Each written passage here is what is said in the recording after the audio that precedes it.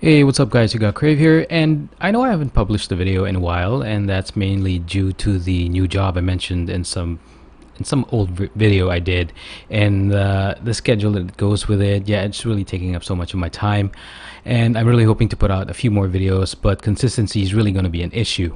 So anyway, my gaming time has also been affected, but luckily I landed a closed beta invite for Wildlands and had about a good number of hours to test it out and just check out what it really offers. So for this video, let's just do this with a question and answer format, and to, basically sum it up with a personal pros and cons list of what I feel the game brings to us. So let's get started. The first question, what is Wildlands? It's a third-person squad shooter set in Bolivia. The short of it is that you're sent out on the ground to eliminate one of the strongest drug cartels in existence. In terms of the running around with a backpack, it will remind you of The Division. If you choose to aim via an over-the-shoulder look, yeah, it will remind you of The Division. And the way the story elements are told are similar to The Division. After that, however, that's where their similarities will stop. Once you get in combat, you realize one thing, if you're coming again from that other game.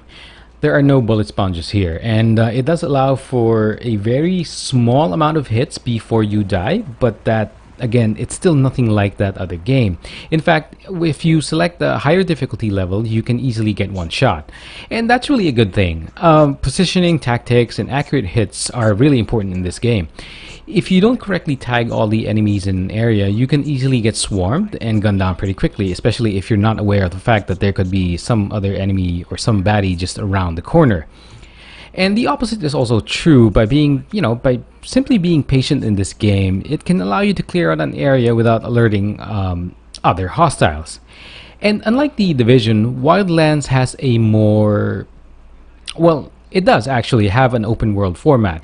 You can ignore the story missions for a while and do your own thing like you would in a game like Watch Dogs 2, although the vehicle control in Wildlands could take some getting used to as opposed to the vehicle control in Watch Dogs 2. Is it an MMO or does it have a multiplayer aspect?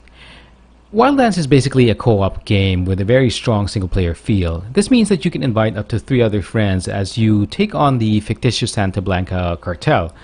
And by itself, Wildlands can be played, as like I mentioned, as a single-player game with your AI squad mates helping you take on the cartel. Now, the AI squad is pretty good for the most part, which also allows for nicely placed sync shots, and they're pretty... well, your AI squad mates pretty much hold their own.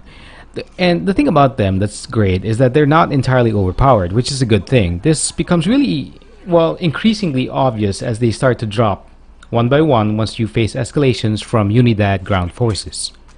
In terms of PvP, it doesn't appear to be included during launch, and Ubisoft, I think, plans to add it afterwards. So that could really help with the length of the game or the longevity of the game when people get tired of the story or are done with the, basically done exploring Bolivia.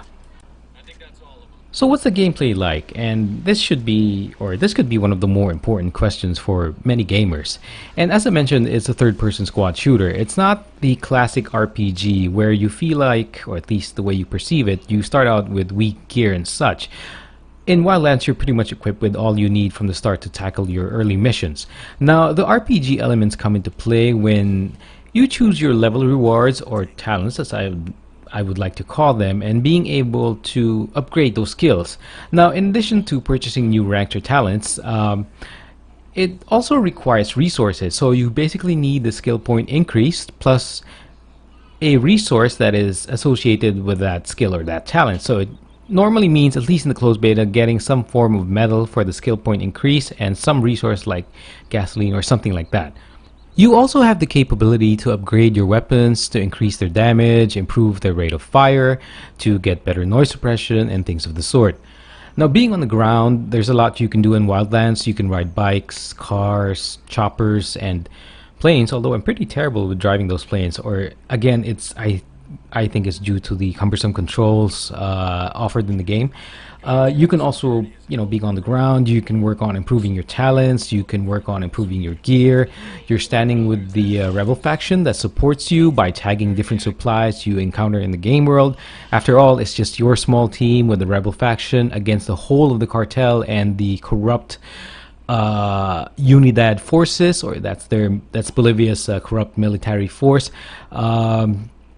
The closed beta also shows you some of the guns and upgrades you can obtain, and it appears there's more that you can unlock as you go through the story missions.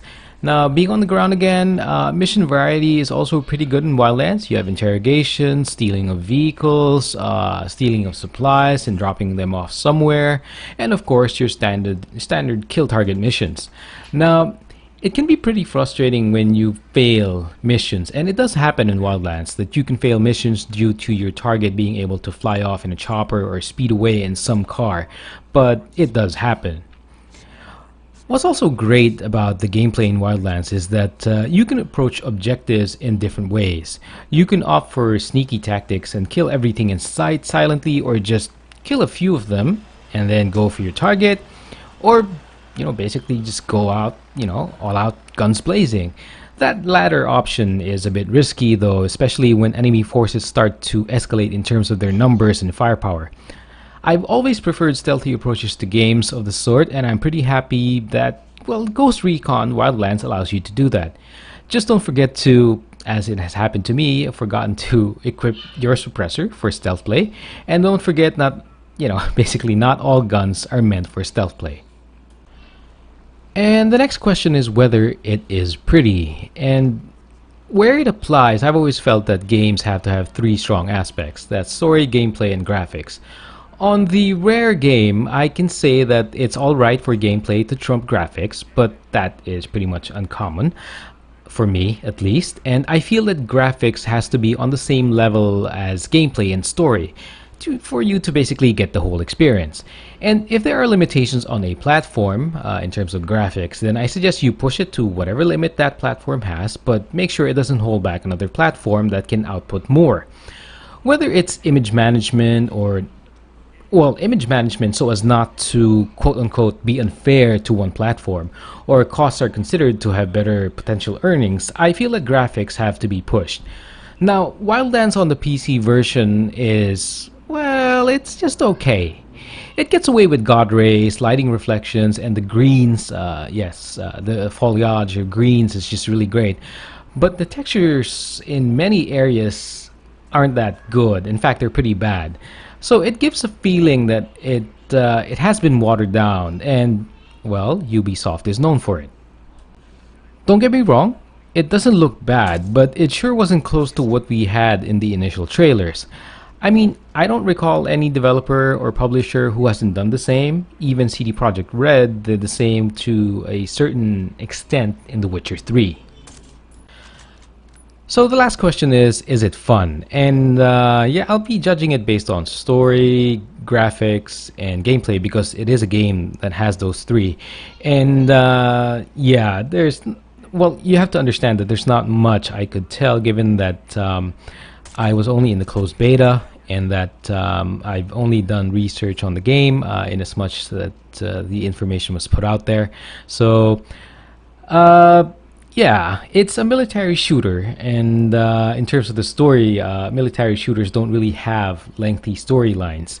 But anyway, let's go with the let's just go with the pros and cons list. So in terms of the pros, I feel that Wildlands is a fun game overall.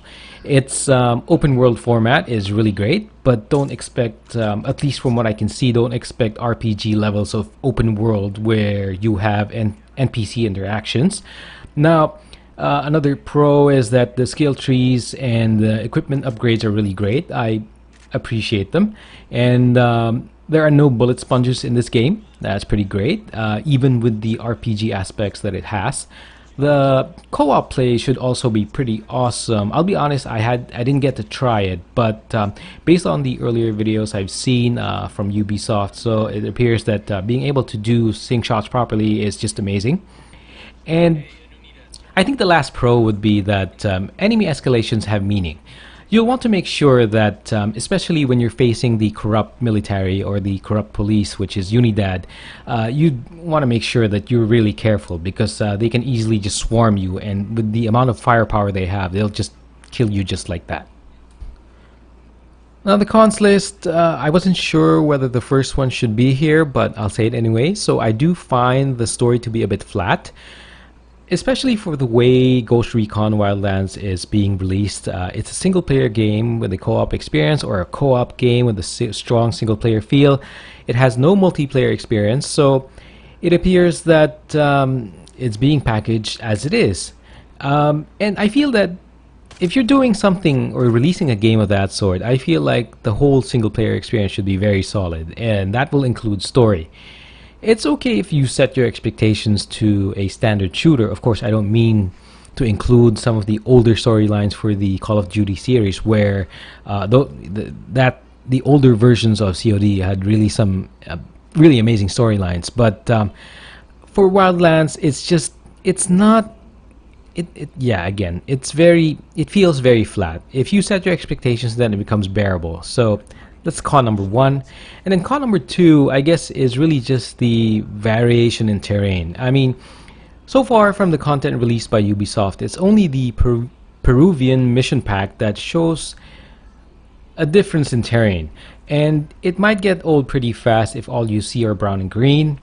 And the third con is that vehicle control is pretty bad, and I mentioned that earlier.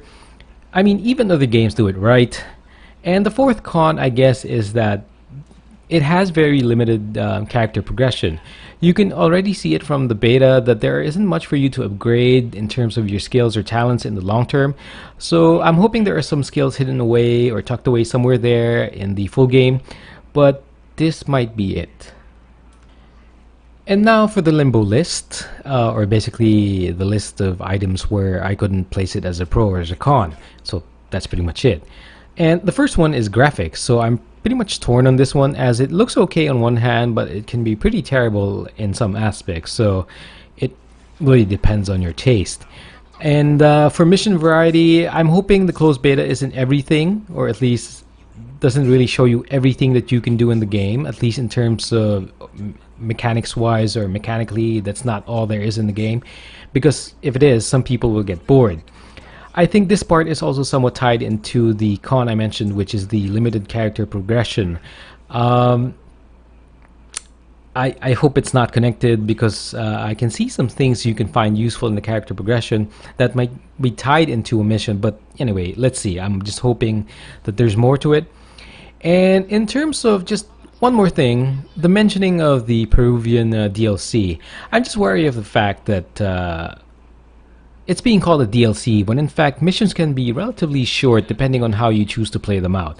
I suppose another thing to be considered is one's definition of a DLC, but it makes me cautious, as should any gamer be, about the value of these DLCs.